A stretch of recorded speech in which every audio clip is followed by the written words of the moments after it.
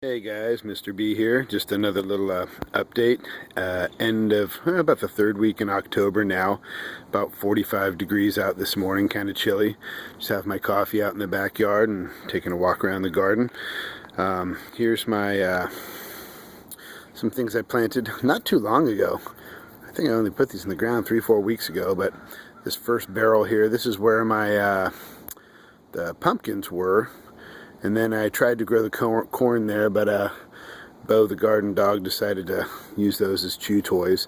So we put in some snap peas, heirloom snap peas, seeds from the Petaluma Seed Bank or the rareseeds.com.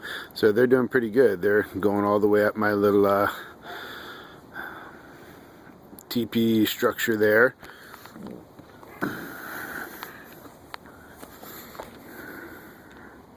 These ones are not blooming yet. Kind of a neat little variegated leaf on there. But they're grabbing on and growing up that structure. I came along on all my barrels and some other places, and any place there was openings, I planted some more of my golden beets, the heirloom golden beets, kind of just in all the little open areas, so that hopefully they'll grow up too. What I did also after I yanked the plants out of these spots, I came back in, put in more compost, more azomite, pardon me, compost tea, and just I kind of worked I had grass clippings on the top kind of as a mulch, and I just worked them into the soil, and they'll just break down in there. So this one is I forget what they actually called it. It's a seed from it's an heirloom seed from that Petaluma Seed Bank. But this is like a China pea, like a China pea that you put in like a stir fry. So it's really, really cool. It puts out these beautiful purple flowers. And then you can see right here the little pod that is starting to put out. It's the flat style. This is actually a golden variety, so they're not going to be that dark green that most China peas turn into. They are more of a golden variety, or almost a yellow variety. But the plant is beautiful. It's got just the really neat looking leaves, purple at the where the leaf comes out of the stem, and then the beautiful purple flowers that they start purple, they turn to blue, and just a really neat plant. So these grew up really fast too. These were all, both the snap peas and these were by seed in the ground. I didn't even start them inside or anything, and they're starting to put out some nice blooms. So I'm really excited about getting some of these this year. These are the Blue Lake bush beans that I put in the ground. They're growing, but slowly. Like I mentioned before, a lot of them did not come up, so we replanted. You can see the tall guy in the back. He was one of the ones that came up in that original batch, but then I replanted everything else. So their Beau's come in and nibbled away at some of the leaves, but hopefully these will be able to bloom and put out some fruit. These are the Roma beans. I got these, I put in a little teepee, more to kind of keep Beau from digging in it, but they're actually using it to, excuse me, to climb up. This is a bush variety, but they're actually growing up pretty tall, so that's kind of cool if they can actually use that and not just clump up on the ground or all over each other. But real pretty leaf on this too, a nice bright green. There's moisture all over these. We got some fog last night, so cool evenings, but it's been supposed to be 75 to 80 all week still here, so that's why we're still able to grow some of this stuff in the fall like this. In this barrel, this is where the pickling cucumbers were earlier in the season. I have seeded with a Bambino variety of carrots. So this whole thing is going to be carrots. I'll come in later and kind of thin them out a little bit, but same thing here, just worked more compost in, azomite, a little bit of bone meal in these since they're a good root vegetable, and they're starting to come up pretty good too. Some of the little sunflowers, my boys, they actually took some seeds from all the bird seed on the ground here and planted, or when they sprouted, they put them in the ground and grew their own little sunflowers here. They're starting to wilt away, but they actually got some little seeds out of them too. Kind of fun. And that's that elephant heart plum. It's starting to put on its fall foliage. Those will drop pretty soon. I'll come in late in the winter and trim that thing up. Bring it low. I took the red basil that was in here and threw it in a pot. And there's Beau. Oh, hey Snoopy. Yeah. Good boy. And I put that red basil right into this pot right here to just let it keep growing, you know, instead of just throwing it out. So in this barrel, I seeded it with about a week after the other one. That's why they're not popping up as much. But this one is the gosh, I think it was like a scarlet nanette.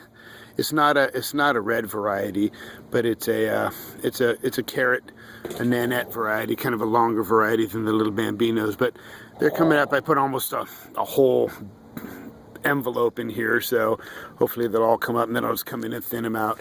Sierra has a rabbit, so any of the thinnings and things that just get yanked out of the ground, they just go right to the bunny. Composter, it's been doing its job, making some nice dark compost. Anything from the simmer down, Beau. He loves his Jolly Ball. Yeah, anything from kitchen scraps, garden scraps, anything that gets cut down, it goes into the composter. This is a two-sided one, so this side still has stuff working in it, grass clippings, anything that we take out of the garden. There's some bell peppers in there, but anything and everything goes in there. And I throw azomite in there also, and when I do add water, I add the non-chlorinated water, sometimes even with a little bit of liquid seaweed in there. Just it gets it heating up pretty good in there, especially that little black variety. It's small. I definitely would like 2 or 3 more of these, but I think I'm going to build a compost pile up in the corner of the yard too, or maybe I'll just get another 1 or 2 of these. These are pretty nice. You can move them out of the way to mow the lawn and whatever. Okay, so over here, the next barrel. This one, I have these inverted tomato cages in there, just to keep the dog out. He dug up my carrots the first time I did them. He got in there and just rototilled the whole thing. So this one, now we have Brussels sprouts. I need to, before I film, look at my varieties. I think it's the Catskill variety. Is the heirloom seeds from the rareseeds.com. But you can see I just want 5 plants in here, and what I did, I just cast about 5 or 6 seeds in each spot, and they're all coming up.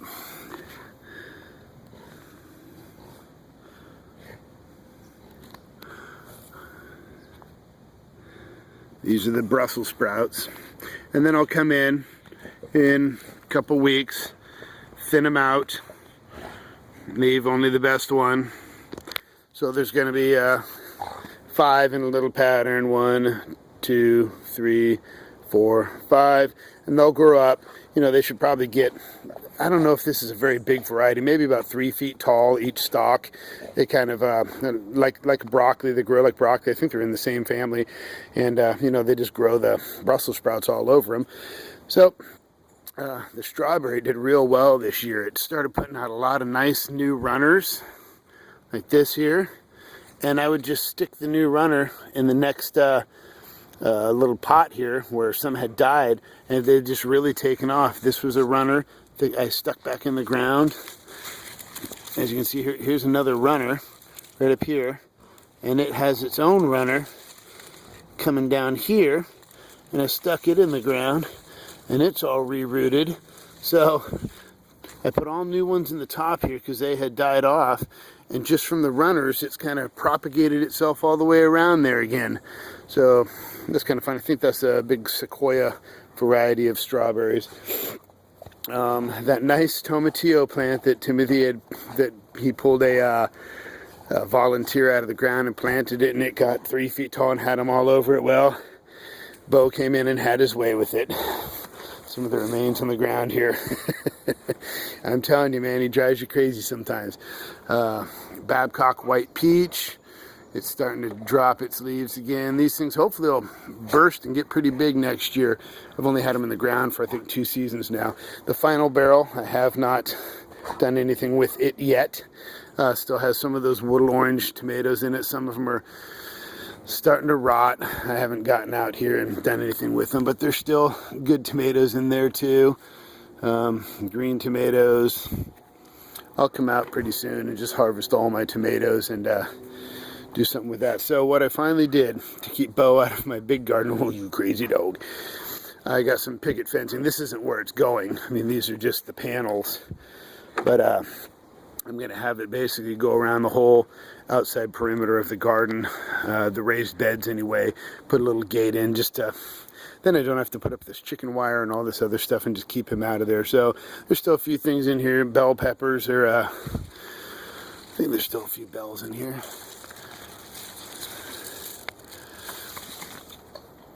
Still a couple bell peppers, tomatoes. I've just been leaving them in until I get my other stuff ready to put in this bed. But there's still tomatoes all over. There's the golden sun rays on there still, some wood orange. That's a jalapeno, my best jalapeno plant. I put it into a pot, trimmed it all down. I'm going to overwinter that. Got a whole batch of cilantro coming up here. We love cilantro in our Mexican food and salsas and things like that. Still a few cherry tomatoes on the vine. I'm going to harvest my habaneros here pretty soon. I usually just, if I don't use just a few of the fresh ones and like some hot wing sauce, I'll just dry the other ones out. This plant, he did real well. He's a good 24 inches tall or so. You know, not a monster like some of these guys grow down south and stuff, but for up here, that's the best one I've had. And I'm going to do the same thing with him. I'm going to trim him all up, trim him all down, I guess, and overwinter him, and maybe he'll just be a big old bush next year. A few of the beef steaks still left. They're looking a little bit ugly, but you can just cut this top part off and it's still good. So I got some new stuff in the raised bed here. I put in a new little sprinkler system. Instead of, I had those little kind of aerator type drip lines in here, and they were garbage. They didn't work at all. So now I put in all new sprayers in the corners, in the center here. They're up on stakes, so when this stuff grows up, they'll be able to spray right over the top. So we got our still some beets going in here, and just like earlier in this bed, I got a leaf miner problem. You know, they just come in there, they lay their eggs underneath.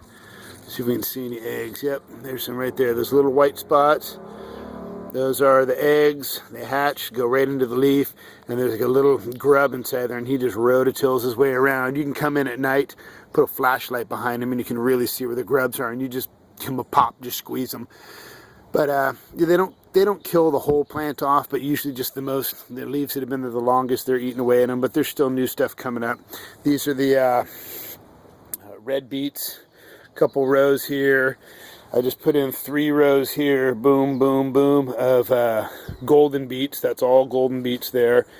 There's a little lettuce. I had a whole row of butterleaf lettuce here, but Beau he even got inside here and dug this thing up. That's why I'm building that fencing. But I finished off that row. I just seeded that with butterleaf lettuce, and I got 2 more rows of butterleaf in there too. Got another big open section here. I'm going to have some spinach and something else. I'm actually going to build a hoop house on this whole bed this year. That other bed that I just showed you with the tomatoes, it'll have, you know, I'm hoping to do like cabbage, Brussels sprouts, kale, real winter hardy stuff. But in this bed here, I'm going to put a hoop house on it and hopefully be able to keep lettuces and stuff over winter. The red chard, still doing good. Yeah, that is a red one there, but it's got kind of white stalks, even though it came from all the same seeds. So Red chard's still good. We take this stuff off, use it in salads, or we cook it up, or put it in smoothies, things like that. But I just also put in here 1, 2, 3, 4, 5, 6, 7, 8, 9, 10 bok choy. Seeded those. Hopefully they'll come up soon, but you can see what I have here. I just have these sprinklers on risers. They have the little valve that you can increase or decrease the spray.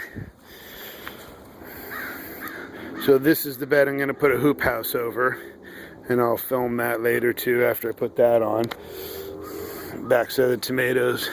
That was just really good stringing these up this year. This is the first time I did the whole single stem or double stem with the tomatoes, and I mean, it gave them some great height to reach out for that sun, because again, if you see my other videos, the neighbor's tree is this monster thing, and the sun rises over here and comes across there, so I don't get sun on this during the summertime even till 1 o'clock in the afternoon. So I mean, look at that thing. That'll be dropping its leaves all over this. That'll be fun. You can see that's just a tiny amount there, but we'll be cleaning that up for a while. But anyway, that's kind of what's going on as far as fall planting here in Mr. B's garden. Oh, one other little thing I wanted to show you too. Sorry for the shakiness. We took the top off of a pineapple and we stuck it in some water here. We trimmed off all the branches. My boy had him trim off all the branches.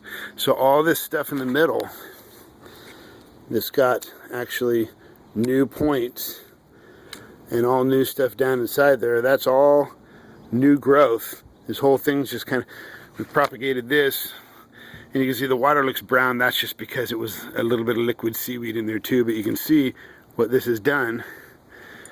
It's just got all new root growth growing right out of the base of this pineapple.